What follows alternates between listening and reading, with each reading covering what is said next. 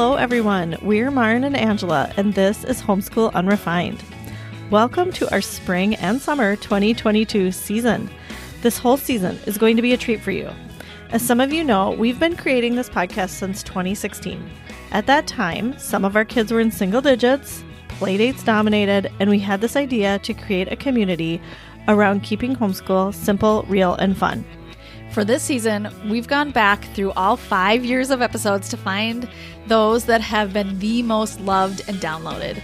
We've compiled them into a list of our top 20 favorites, and we'll be counting them down for you this season. You are definitely going to want to stick around to hear which episodes made it to the top. We're really proud of these episodes and wanted to share them because they're at the heart of what Homeschool Unrefined is all about. We wanted to go back and remind ourselves of the work we've done and the community that's been built around these ideas. You might feel some nostalgia when you hear the old music and our old intro. There will also probably be some old promotions and some links that are no longer relevant. We've come a long way as podcasters, yet the messages in these episodes are timeless. If you're looking for new episodes of Homeschool Unrefined, join our Patreon community. For just $5 a month, you'll always have a new episode in your podcast feed. We are continuously recording new content and love sharing our lives with you there. Consider joining for $5 a month. You will be not only nodding your head along with us every week, but you'll also find a group of amazing people. Plus, you'll be supporting our message. You can join us at patreon.com/homeschoolunrefined. Okay, here are our most loved episodes.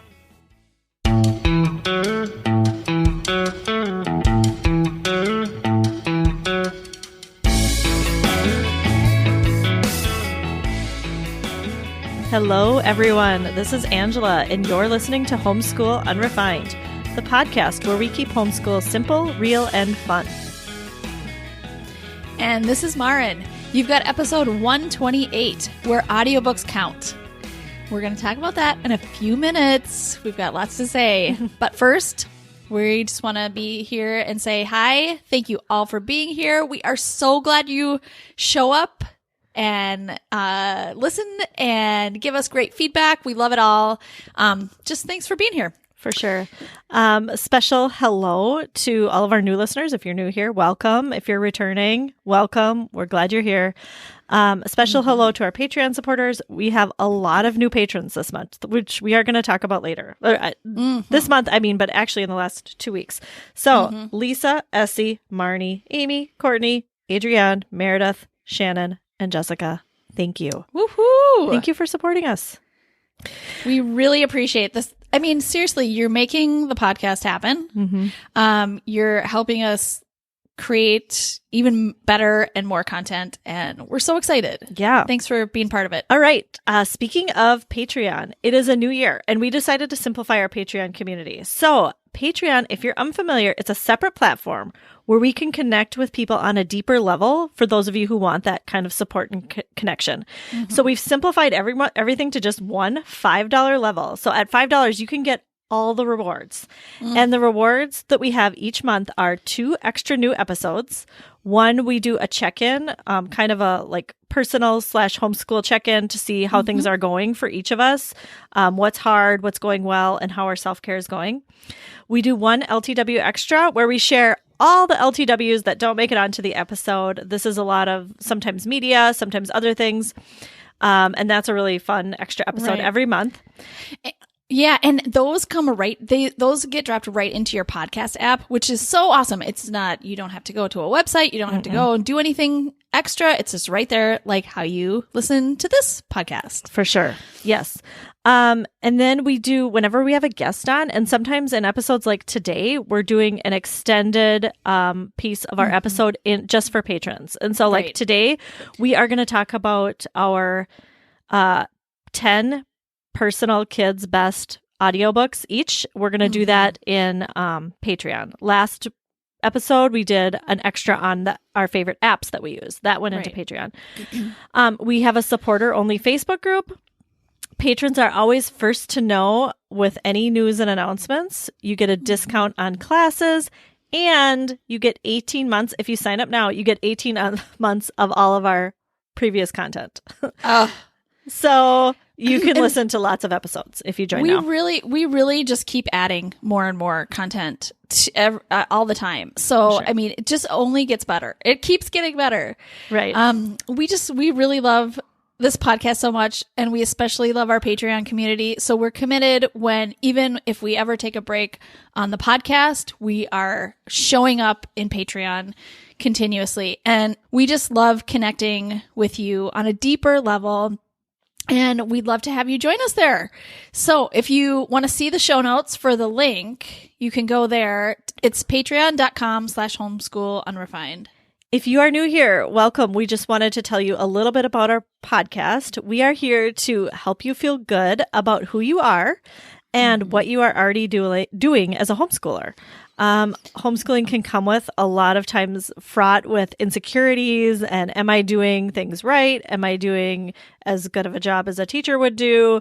And we're here to tell you that you need to concentrate on being yourself and let your kids be themselves. And then a good relationship will form, which is the basis of a good homeschool, right? Yes, we are here to help you kind of think differently about homeschooling. It's a really tough job to change our minds about how natural learning really happens. And so we're here to just kind of come with you along that journey and encourage you to feel good about the natural learning, the real stuff that's happening every day, that doesn't take a ton of work. It's not always as hard as we think it should be. So that's what we're here to talk about. All right, Angela, I know it's been a few weeks, but the Oscars were recently on, and we love talking Oscars. So do you want to just tell me a few of your thoughts? What did you think? Well, okay, if you've listened to our podcast, in the last 3 years, this is something we just love movies. Marn and I both love movies. It's something we enjoy together and we enjoy talking about. So we get kind of excited about the Oscars. I'm always excited for the Oscars. So I was excited to watch them. It is kind of like the Super Bowl in our house. My kids now know, like I put it on the calendar. It's a deal. Since my kids have gotten older, we all watch it together. So I really appreciate it. I like movies being celebrated because I think there are so many good movies out there, and I've been taking, as my kids get older, I've been taking them to the movies with me, especially on the $5 Tuesdays. Anything that's PG-13 or under, we all go. And so they are really starting to appreciate movies too. So it's kind of become a family thing and I'm loving it. Awesome. I liked a lot of things about the Oscars. I loved a lot of the performances. I kind of liked the no host thing again. What did you think about that? I mean, I think it has its ups and downs. I think I like that it takes less time because it's just there's so much to get through in the Oscars, and so listening to a spiel of a host is just like, come on, let's get to the good stuff. Yeah, that's how I always feel. Yeah. On the other hand, I do kind of feel like, where's the anchors? Where's the anchor? So a little bit. It'd be nice if there was just one person like presenting the presenter, because they have presenters who present the presenter. Yeah, you're right.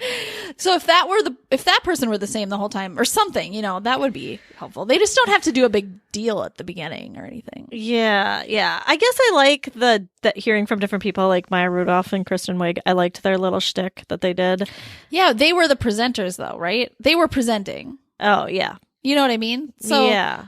But don't you think they could go longer because there was no host? Probably. Yeah. I think they were like, we need a little comedy, so. Yes. Yeah. Totally. And I loved that. I loved the variety there too. I did. And I know I said I liked all the performances. I didn't I thought there were too many performances. I think they can cut some of those out. It still is long. The whole thing is still long. Yeah. Because especially if you're watching the pre-show, you're really getting into it.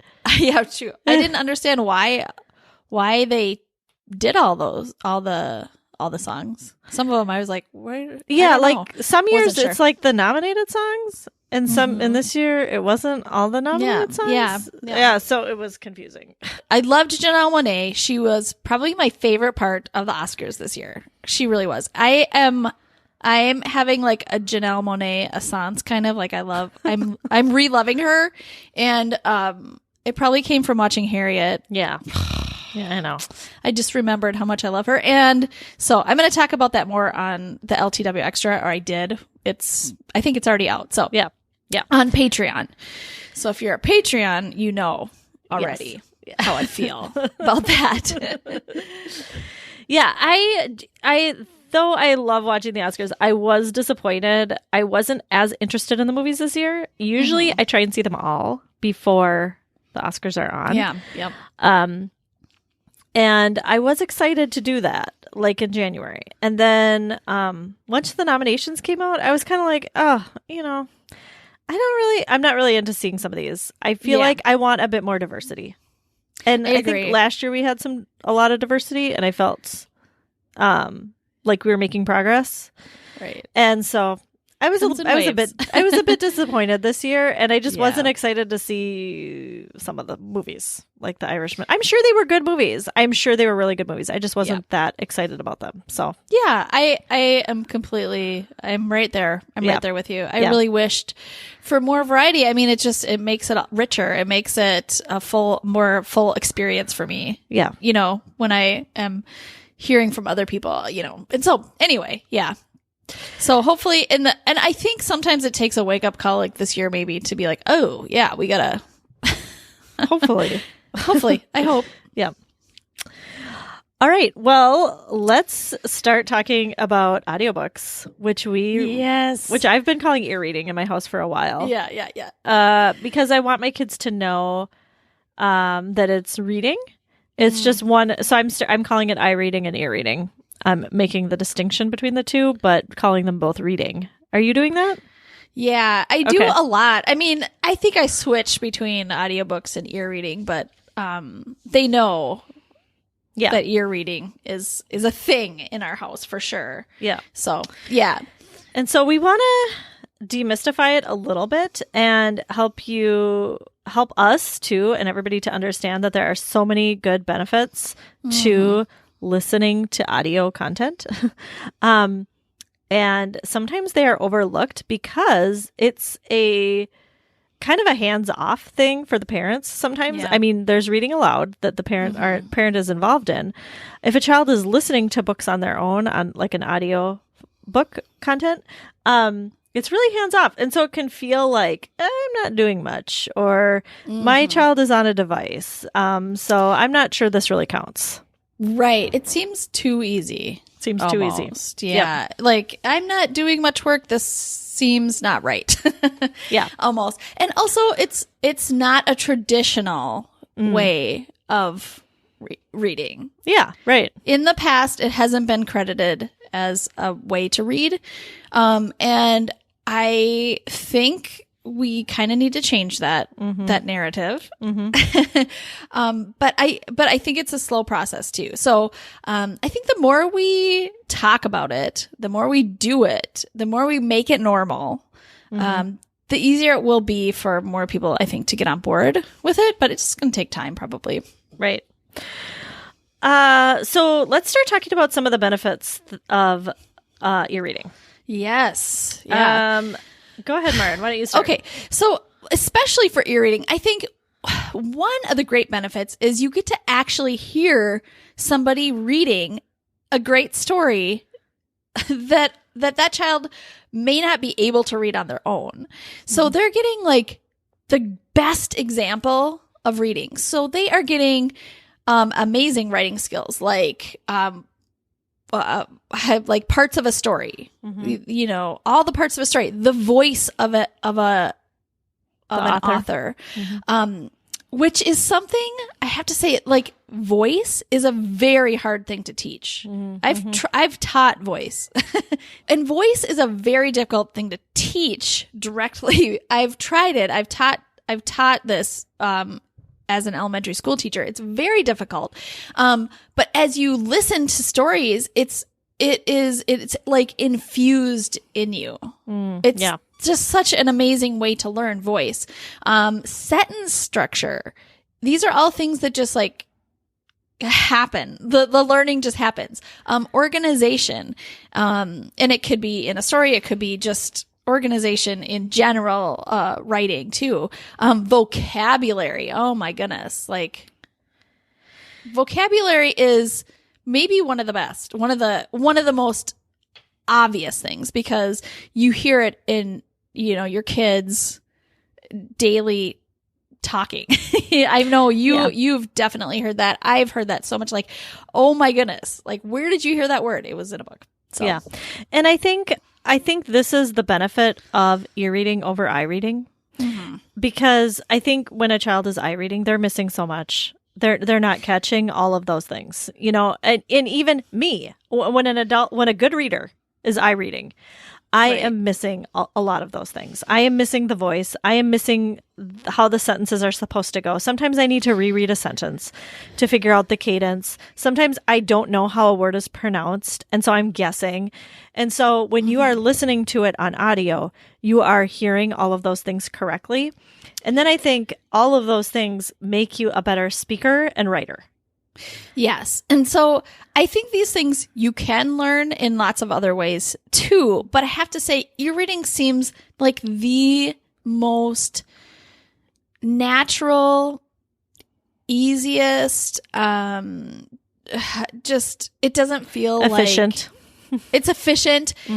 It's, I don't know how to explain it. I feel like I want to say, like, you don't even know you're learning. You're just listening to a great book. And these things just seep into your mind, really. I mean, it's like osmosis. It is. It is. Yeah. And I've noticed this with all of my kids, especially my youngest, because he's been listening to audiobooks the most and the longest. Like, we hopped on board that train, and he was the youngest. So he's gotten it from the youngest age. And the way he speaks, I can tell he's an audiobook listener. Yeah. And the way he writes. So when you say the way he speaks, is that his vocabulary? Or? His vocabulary, sometimes his sentence structure. I mean, I had to help him write a paper because he's in this hybrid school right now. So he's going to school a couple days a week. And I had to help him write a paper, and it just naturally, he knows what a sentence should sound like. Like he knows where the commas should go, and he says it. He's not physically writing it with his hands. He's saying how the sentences should go because he knows. It's like it's naturally in his brain. And I feel like the sentences, I mean, and I don't know if this is another thing that you think about your children, but like the sentences are longer, more complex. Oh, yeah. I mean, they have layers. Oh, and I feel like my kids really get metaphors and similes, and they're inferring, things from a text without explicit, writing of it. Like they're another one is like onomatopoeias. You know what I mean? Like all these things. Is that funny? I know. It's just like all these things, all these writing tools that I learned in high school and college, even some of them. Like I feel like my kids are just naturally, they have them. Right. They're naturally picking them up. They don't know the names of them or necessarily what they're learning, but they know they know it. And then some other things kind of like that just help make you a better reader, which is like making connections. My kids make connections to books. And then since they do that a lot, then they can make connections a lot. Like when we're watching a movie, when we're meeting somebody for the first time, it's just easier to make connections when you're doing it a lot by listening to books. They're great at asking questions like, what does this mean? I wonder, because in an audiobook, there's something about like the narrator keeps going, even though you didn't necessarily get this part, but somehow you pick it up eventually. But like you kind of hold it in you and you're like, I wonder what that is. Like, what does that mean? And then eventually it gets answered in some way. And I think that is just really amazing. It is like nothing you could ever plan in a homeschool situation. Ever. Right. The other thing I really appreciate about audiobooks is it's teaching my kids and me that reading is fun. Yes. And so it's another way to present stories. It's another way to tell stories beyond a physical book. Yes. It's introducing them to, like, if they start out with audiobooks, they learn that they love to read, or they love a certain author, or they love this kind of genre. Right. And so then when they can read with their eyes, then they know, oh, you know what? I've done this before. I can do this. I like this kind of thing. And they remember, oh yeah, books are really good. Like Yeah. a lot of books are really good. I'm motivated to work on reading now. I'm really motivated because I know how good this book is probably going to be, or, or I think a lot of times how my kids have learned to read is by first listening to the audiobook. And then they're so familiar with audiobooks. Sometimes they listen to audiobooks like 20 times, the same book. And then they get the physical copy of the book and I read it. And it's just like this scaffolding that happens. Like they got some support in reading that book because they're so familiar with the story and the words. And so reading it doesn't seem like such a feat. Right. It's kind of like it's an easier entry into Absolutely. Reading or stories or all of these harder topics. It's definitely an easier way in. Absolutely. Yeah. Yeah, definitely. And I think it helps kids understand their preferences. It helps them understand what even genres are. I think because when you're ear reading as a 5, 6, 7, 8-year-old, you don't have a huge library, a collection of books that you've maybe read on your own yet. Or maybe you've read none, on your own at that age. And so how do you but your mind is definitely able to understand genres. It's just like the eye reading part maybe hasn't caught up with that yet. And so you don't know like what kind of genres you like to read or what kind of genres are out there. If you're listening to audiobooks, your library of books that you've read can be so huge, and you can start to, even at such a young age, understand, well, I really like fantasy, and then, or whatever it is. I love historical fiction. I love the Who Was series, or whatever, because you have enough basis to go on. You have enough history of reading. That's so good. You can be exposed to lots more at a younger age when you might be ready for it. Emotionally, but you're not ready to do the eye reading. Right. And that goes along with like just learning information too. You can learn so much information even though your eye reading skills might not be ready to read all that information to you. With ear reading, you can learn like a world of information. Your brain is ready for that. Yeah. Sometimes, Right. I could keep going on about this. I mean, seriously. Sure. And okay. maybe I will in stories this week or something because there's so much more to say. I mean, I feel like you and I could probably talk about why eye reading, listening to audiobooks is so good for we could have a whole podcast just about that, right? I think like a whole new podcast, not just an episode. Podcast with episodes every week about why ear reading is so good. But we probably should stop. We've got more to talk about. But we'll probably, I'll keep talking about this. Yeah, for definitely. Sure. I mean, we've talked about it a lot before. We actually have an episode that we did on this, I don't know, probably in our first year. Yeah. Called Where We Demystify Audio Content. Yep. Mm-hmm. It wasn't a great title, but it was a great episode. It was a great episode.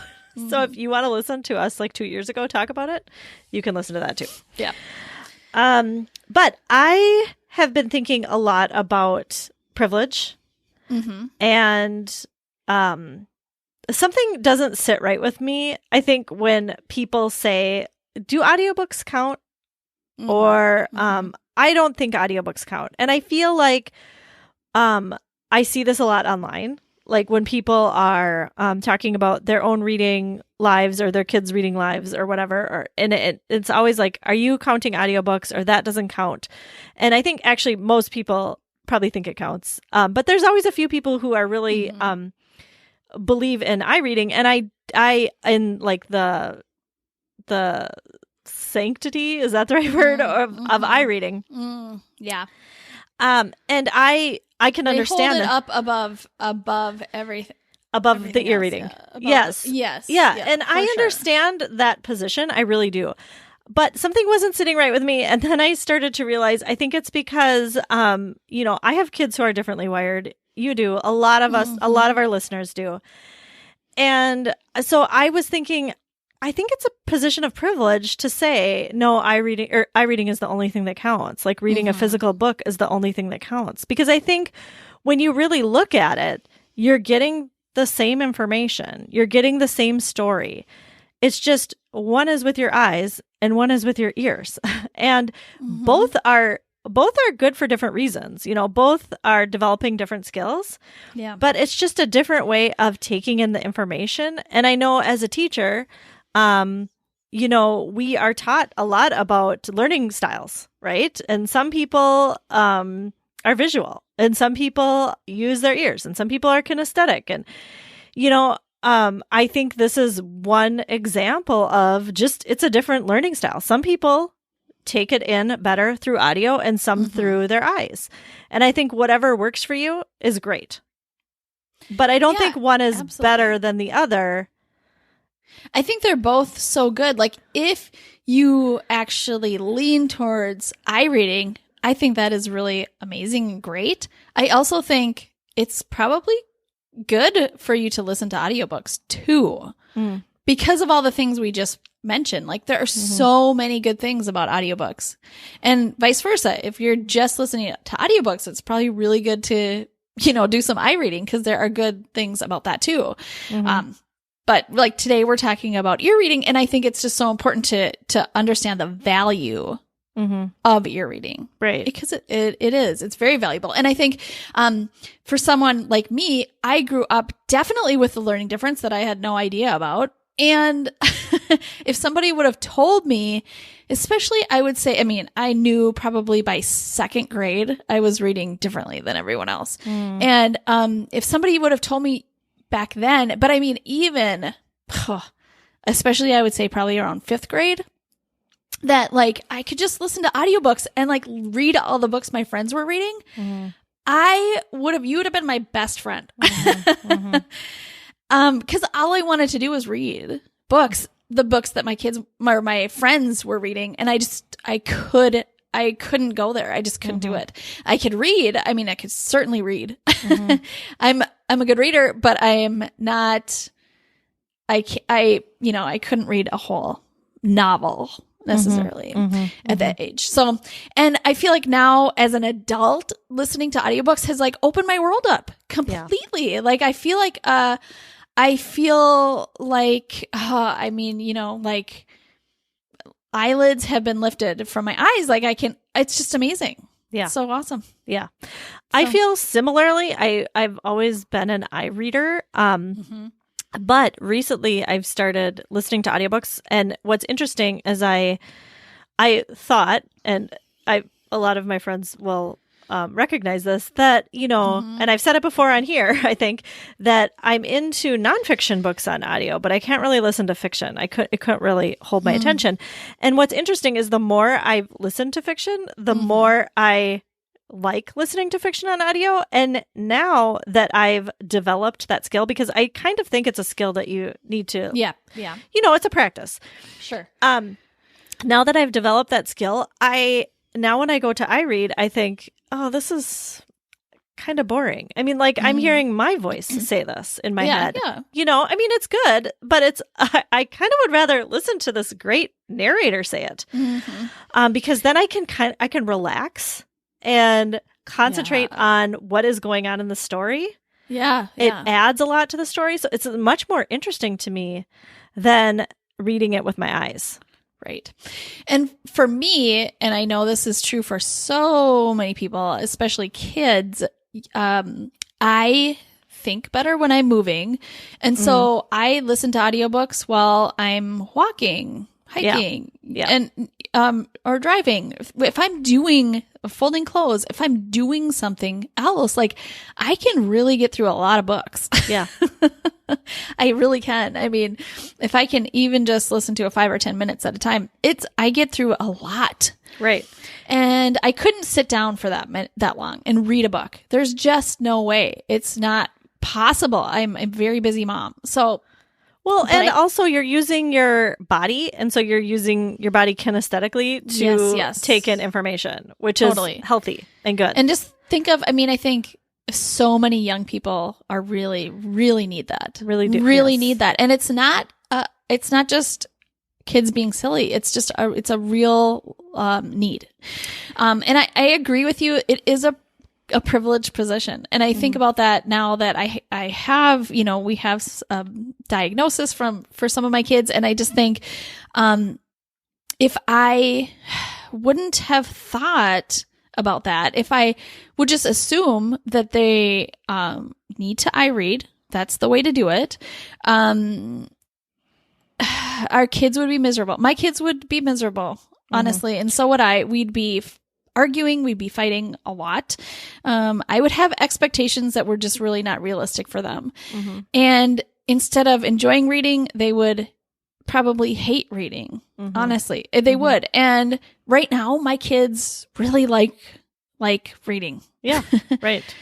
And it is not to be understated how big of a deal that is. Right. It's a really huge deal because big deal. If our kids enjoy reading now, if they start to learn, the love of a good story, a good book, a good authors, good writing, now this is going to take them through any kind of higher education that they will do. They will want to read and learn for the rest of their lives. And that isn't that like kind of our main goal? Yeah. Yeah. Lifelong learners and humans who are interested, who are curious, who are searching and learning all the time. Yes. It's just a big win. It's just a huge win. It's a big win. So, and I don't want anybody to misunderstand me or you at all. I think the skill of reading with your eyes is crucial. Like, I am not at all saying that, like, if you just ear read, you don't need to learn how to eye read. Yeah. And I think the skill of reading with your eyes is crucial. It's important to practice. I want my kids to practice that every day, but it is not their main method of taking in stories. Yep. So, Yep. Absolutely. I totally agree. Yep. They have to learn eye reading, or yes, they need to learn eye reading. And there's a level of, spelling and the physical writing part that's also important to like learn to do. And there's also, I think, like a capacity for that where, especially for my kids, I'm thinking like there's a capacity where, they can learn it. And then the rest is just like probably a little too much for them. So we all have that capacity. We just have to learn where that is for each person. And for some people, it's like the sky's the limit for eye reading, writing. And that is just really, really awesome. And I think there's such a diversity in that. Right. Yeah. In human beings. I just want to take away the shame that maybe you feel, or maybe other people are trying to place on you when your kids are listening to audiobooks or when they're ear reading, and help you to know that it is valuable, just as valuable as eye reading. And in some ways, they're learning skills that they could not learn with their eyes, just like when you're eye reading, you're learning skills that you can't learn with your ears. So I just think they're somewhat a different set of skills, but still you're absorbing a story and you're learning to love that. And that is crucial and important. And so let's just stop asking if audiobooks count. They count. I would love that. Yeah. I would love that. Because I don't want like my kids to hear that, do audiobooks count? And I wish, I would hope that it becomes more of a thing. I would hope that schools figure out a way to provide audiobooks for kids. Like you were saying before, I think when we were talking about this a couple days ago, you were saying they are giving kids iPads, so they could figure out how to give kids audiobooks, and maybe Definitely. they do. Maybe I'm sure some schools do. Yeah, I'm sure some schools do. And so I just hope it becomes more of a regular thing. A regular thing, like it's a choice. It's a lot more choice in that. I can see where there would be, regular eye reading time, maybe regular ear ready time, and then like a choice time. There should be, I think all three are really, really valuable. Yeah. Yeah. For sure. All right. So let's talk about the practical a little bit and how we are actually getting audiobooks. Yeah. When my kids were younger, we had CDs. And I think some of you probably still have CDs. And and those are great. I actually just sold. I had a basket of 37. I know because I counted them so I could sell them. Wow. Like picture books with a CD included, like a matching CD. And my kids that's what they would use during their rest time. That's how I kept, and car rides and things like that. And then I had a little portable CD player, and somebody bought it from me on Facebook Marketplace. So I'm very happy for them. And I felt sad that we were letting that go. I have fond memories of that time. And I think you can still get CDs from the library. You can, what I did was I got those Scholastic book. Do they still do those? The Scholastic book orders? Yeah. I got my hands on one of those, and I just ordered a bunch of audiobooks from there because they were cheap. So, yes, I think CDs are still a great way. I don't remember ever having audiobooks on CD. I think my kids are just young enough to maybe we a little bit older on the next the next wave of. We started with iPod Nanos. Yeah, they're little silver things. We just got rid of our last iPod Nano. Okay, we were still using it a couple months ago. Yeah. They're we great. had older versions of those though. They're like, I mean, they're so small. Old. Yeah.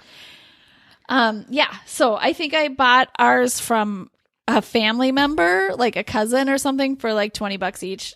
Little iPod Nanos. Yeah. So those, I don't know if I think they're still, I don't think they're making them anymore, but they were so great. Yeah. Because you could, the only thing is they didn't have Bluetooth, but you have to plug them into your computer and you could just download so many audiobooks and podcasts and things like that. For sure. Yeah. Actually, I really like those. And I think that's still a great option if you can find like any MP3 player. I know they sell like, non-Apple version MP3 players on Amazon. So if you can do that, I think those are great because there's no internet on it. So you can just like get an audiobook from Audible or something and put it on there. But I think a lot of the audiobook places now are going to like just streaming on an app. Oh, yeah. Yes. So you need an app for it. Which is a little bit unfortunate, I think, but I know that's just the way technology is going. Right. Okay. So probably your and my most used source of audiobooks is Audible. Yeah. Correct? Yeah. I mean, we've used it for years, and we have, so many of our favorite books, audiobooks we've gotten from Audible, and we have the app now, which is really awesome. We have the apps everywhere. So we are going to actually talk about some of our favorite audiobooks on Patreon. Yep. So I cannot wait. I want to start talking about them right now, but I'm not going to. But so many books from Audible that we've used over the years. Oh my goodness. So the good thing I like Audible. I still love Audible. It is I would say like it has every book available any book available is going to be on Audible for purchase. Like Okay. So it's got the biggest library. There are other now streaming services and things you can use that don't have all the books. So you can look around for them. Yes. Yeah. So, and here's the thing about Audible, which I'm sure you all maybe all know this already, but so it's a membership. You can get a membership. So if you get a membership, you get 1 credit per month, or however many credits you want to buy per month. But then also there are sales. You don't need to be a member to get the book sales. And there are always children's book sales. Yeah. A lot of times the children's books are cheaper than the adult books. Most of the time they are. And so they are maybe worth the $4.95 or whatever, especially if you're going to listen multiple times to buy one of those books. Yeah. But those you keep, then they're yours forever. They're yours forever. You download them, they're yours forever. And then, so another app that I have used probably in the last year, and I think maybe you started to sometime in the last year, is Scribd. I also love Scribd. It is a subscription service also, but it's all you don't ever own a book, you stream it. Or well, you can download it, but you don't own it. I would say Scribd is a lot like Netflix because it has about the same amount of books that Netflix has movies. So you know how Netflix sometimes has the movie you want to watch. That's the way Scribd is too. Sometimes it has the book you want to watch or want to listen to. A lot of times it doesn't though. So, but you're paying much. It's like, I think it's like $8 or $9 a month, and you can listen to. I feel like it has, for me, it has more than Netflix for me. Think? Like, usually the book I want is on there. Not always, but usually. But sometimes it's not available. That's the other thing. Yeah, like, they kind of try and limit you a little bit. Listen to maybe 2 or 3, maybe a month, then they limit you. They make you wait. Yes, and they'll say, your next, you know, this title will be available like in a week or something like that. Right? Right. So that's the downside of Scribd. Right. The other thing I'm loving lately is Libby. It's the library app. And so, you know, some libraries use it, some don't. And what is great about this is that it used to be when you wanted to get audiobooks from the library, they had like a really clunky, user unfriendly apps to use to get these audiobooks, where I had a hard time searching, and then once I got it, I had a hard time playing it. And so I kind of had given up on getting audiobooks from the library for a few years. And then along came Libby, and it is the most user-friendly interface. Yeah, really I love easy. It so much. Here's the thing though with audiobooks from the library, I feel like the ones I want are, I still have to wait for them for a really long time. Yeah, it's like the library, so you got to put them on hold. Yes. Yeah. So that I sometimes just can't wait. For me, if I'm excited about a book that I want to listen to, I will just find a way to listen to it. Yeah, I understand that. I have an ongoing list of like 12 books, and then I just go to Libby and reserve them all, and then whichever one comes in. Hopefully, there's one available at that time. So I'm really liking that. I know other ones are like Hoopla. Yes. And Hoopla, I think, now I'm new to Hoopla, but I think there's like a limit you can get like 3 or 4 a month or something like that. And maybe, oh, really? Yeah. Maybe that's just for where I am at right now with my library. Could be. Okay. But I think sometimes there's limits on Hoopla. Okay. Another app that I love, or that I have loved in the past, we actually aren't using it right now, is Epic. It's great for kids. It has a lot of actually ebooks, and then it has a lot of picture books that kids just read. I read, but then they also have an audiobook section. And we bought this especially when our kids were into the Boxcar Children, because the Boxcar Children books were on Epic, and there are a lot of them. Yeah. So it was worth it for us to get that subscription, almost just for the Boxcar Children books. They also have this great section where they have a picture book, and it's like a read to me book. Yeah. So you can press it, and it will read the picture book to you, which I think is like such a great hybrid of eye reading and ear reading. When you can follow along with an audio, it's just like kind of best of both worlds. Yeah, really. For sure. So we've loved Epic in the past. We haven't used it lately. As our kids get older, I think it's becoming less and less useful. It's for young kids. Mostly, right? Yeah, I would say. Yeah. I mean, really, technically, all of my kids, there are books for all my kids on there. Really. So it just depends on the interest level. Like even the interface is kind of kid-ish. So like sometimes older kids are totally fine with that. Sometimes younger kids are not fine with that. They're like, I need something more grown up. I'm not a kid. Yeah. So it's kind of your preference, really. Right there. The last app I want to talk about is Sparkle Stories. Sparkle Stories makes their own original stories for children. They are beautiful, magical, heartwarming, perfect stories. I mean, yes, like, you know, all the list of great things that come out of ear reading I mean, this all happens in Sparkle Stories. Kids really make connections. I mean, I think that's just a really huge one. And there's lots of vocabulary, and there's social skills that get learned, and compassion. It's just so rich. It's rich. Yeah. It's so rich. It would be worth, I think they have a free trial. If you've never tried it before, you could try it for, I think, maybe 15 days for free. Totally worth it. They also have a podcast. Oh, yeah. Where they have free stories. They have free stories. Yeah. So if you just want a free story once a week, go there, or find their library of podcasts or whatever. Yes.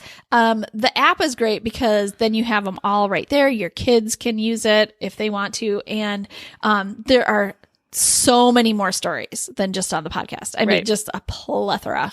It's amazing. Yes. And they even have audio stories for older kids. They do. Yep, definitely. Okay. I think that is probably good for our audiobook conversation. Yeah. We're going to have to stop somewhere. We're going to like we said, we could talk more, and we will in Patreon. So definitely. You can look forward to that. Let's move on to Loving This Week. All right, LTW. Angela, what are you loving this week? Okay, I have something I want to talk about, which is toilet paper. So I'm going to get to my LTW, which relates in a minute. But thank you to our friend Amanda, who started me thinking about this. So the credit goes to Amanda. If there is a report put out by the National Resources Defense Council, NRDC, called The Issue with Tissue. And I'm going to put a link to this in the show notes. This talks about how toilet paper is destroying virgin forests in Canada. Oh, wow. Our use of toilet paper is cutting down forests. And it's cutting down it's cutting down massive boreal forests in Canada, which are home to, of course, lots of different species. And a lot of over 600 indigenous communities use these forests. Oh my gosh. And so it is really embarrassing, actually, really embarrassing. So that we're just over here just using our fluffy toilet paper. We need this really fluffy really white 3-ply toilet paper, right? And a couple extra just So anyway, keep going. Anyway, I decided I needed to do something about my family's toilet paper consumption, basically, right? And I wanted to make this a goal. So I did a couple things. Number one, I got a Hello Tushy. What is that? Okay. Nierka, who is a patron, told me about Hello Tushy. So thank you. This is a bidet. And it is a very... a bidet. A bidet is an attachment to your toilet that shoots water and cleans you off with water, right? Gotcha. I knew about bidets, but I never wanted to get one because they were expensive. You needed complicated. You needed electrical hookup. I didn't know if I wanted to really do this. Well, this is an inexpensive, easy to install bidet. It's $79, which is about how much I spend on 2 big packs of toilet paper. So I was like, I can do this, right? Yeah, right, right. So it's $79. It was very easy to install. Within 15 minutes, it was installed. There's easy instructions, right? And it helps you to use less toilet paper. Yeah. We'll just say that. Yeah. So that's awesome. I am loving my Hello Tushy. The other thing I did was I got a subscription to Who Gives a Crap. And this is toilet paper that is sent to you. You give a crap. So I do. It's great. These are their marketing is amazing. Yeah. I mean, I want to give them my money because of their website. Yeah, and their marketing. Done. Yeah, good job. Yeah. So this is 100% recycled toilet paper delivered to your house as a subscription. It costs the same as the kind that you buy in a big pack, right? It is just as soft, just as soft and strong. Yes, that's what I was wondering. Yep. It looks recycled, so it's not pure white. So, yeah, but So you can tell it's recycled. But the other thing is, selfishly, I hate buying toilet paper. I hate going to the store and putting toilet paper in my cart. Right. Takes up the whole cart. I dread when I have to get toilet paper. So this eliminates me shopping for toilet paper, and it delivers it to my house in all recyclable packaging, which I really appreciate. So the toilet paper I'm using is not cutting down the forests. Oh. So I feel good about this. So I'm really trying to cut down my usage in this area. That is awesome. Yeah. You're convincing me about the bidet too. Really? I never thought I'd be a person, but who would have a bidet? Well, but I mean, seriously, it seems so simple and easy.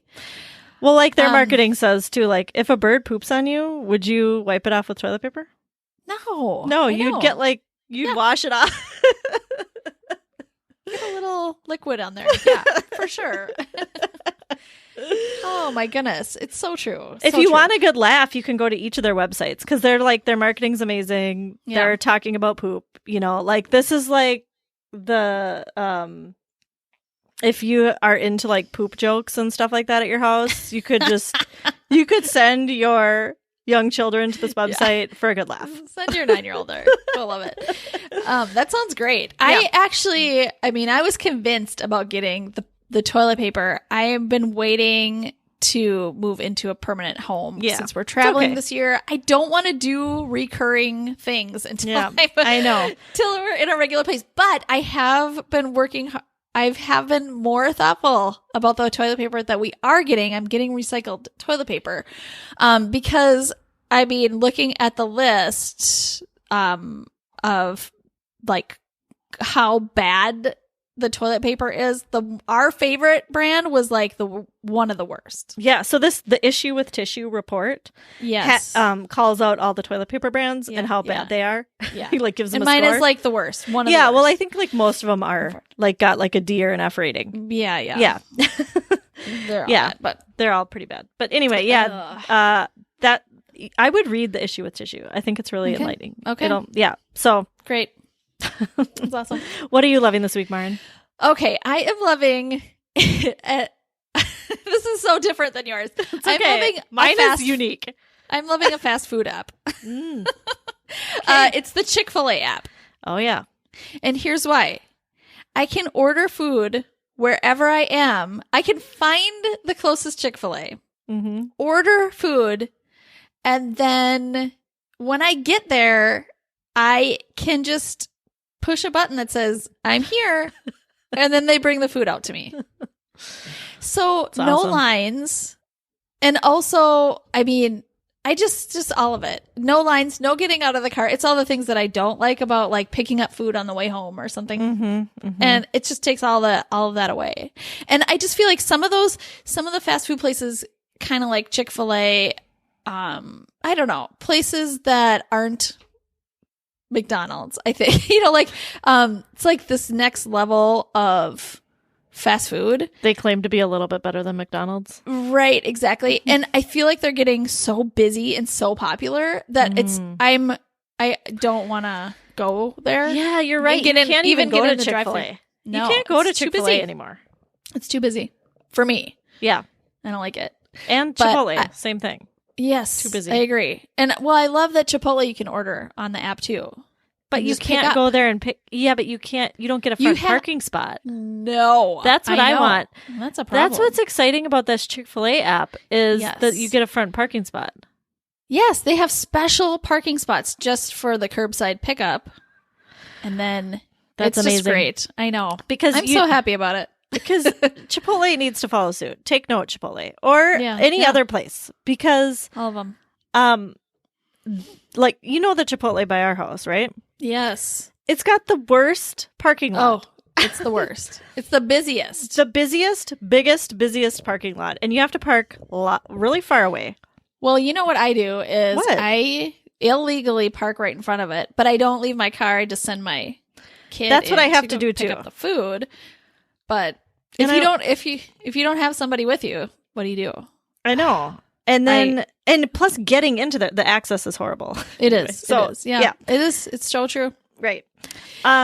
I love this so much. And I think I know, like, I feel guilty for loving that because I think, what am I just going to like never interact with people anymore? And I'm just going to. Well, yeah, not at Chick-fil-A. I will interact with other people.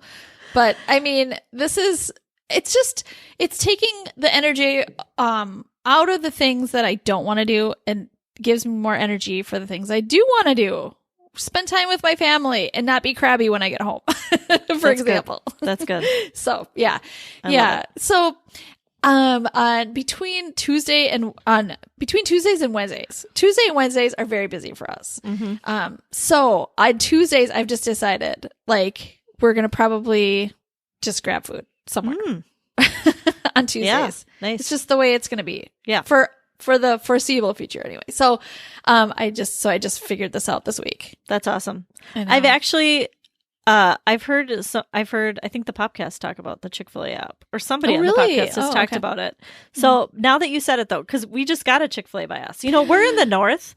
So Chick-fil-A didn't hit Minnesota until a couple years ago. Yeah. And I mean, there was one on the other side of the Twin Cities, and I was just every time we were even close, I had to go get some. But and now there's one by our house, and it was being built like right when you were leaving. I know, and I was kind of sad about it.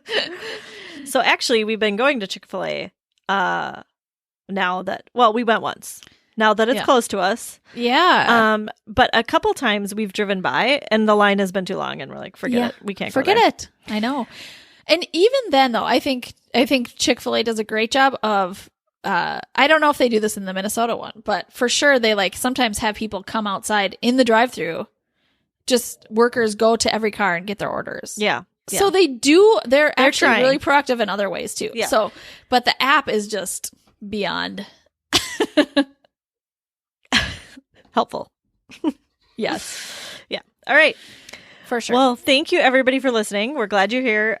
You can find us on social media at Homeschool Unrefined. We're on Facebook and Instagram.